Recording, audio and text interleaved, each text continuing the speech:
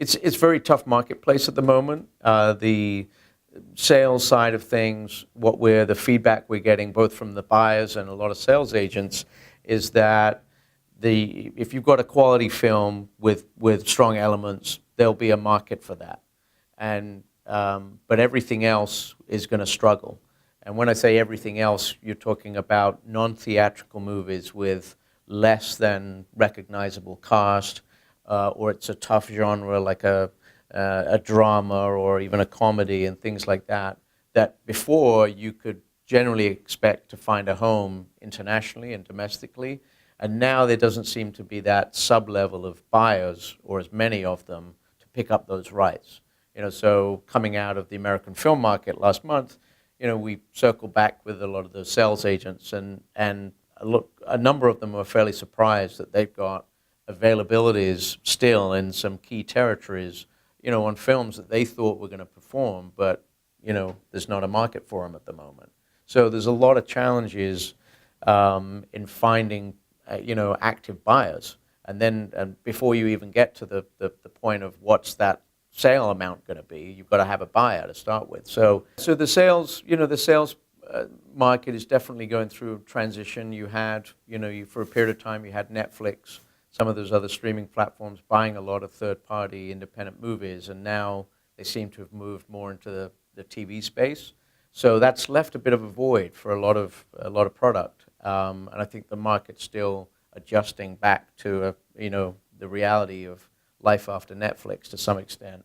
I also, we see a lot of situations where producers are struggling to get that talent that the buyers are looking for, because the talent is also going into the TV business, and the price you have to pay is going up, and the quality of the talent is maybe not where you need it to be. So there are a lot of challenges, but I still see there being opportunities, because overall there's still a need for that content. Certainly globally, there's more and more channels and platforms that need product.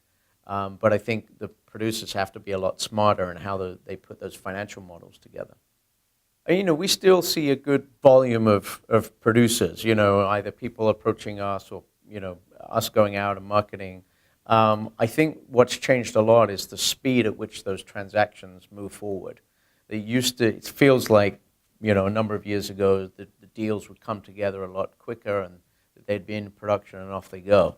Now it seems to take a lot longer for all of those moving parts to come together, and for the producer to be able to kind of finally fix everything and move forward. So, we have a pipeline that we monitor, and the last time I kind of analyzed that, what used to be a couple of months is now more likely 6 to 9 months in general. I mean, there's always exceptions, but again, all the issues that we talked about in terms of distribution and talent and equity, that all has an effect, unless you've got a team around you. But if you're an individual producer and you've got to go deal with all these separate issues, then that's going to take more time.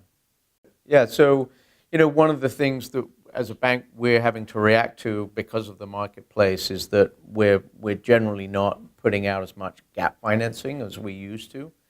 We used to have a lot more comfort in the sales estimates being valid, and now in many instances we're reducing the amount of gap that we're going to put on the table, which means the producer has to find more financing elsewhere.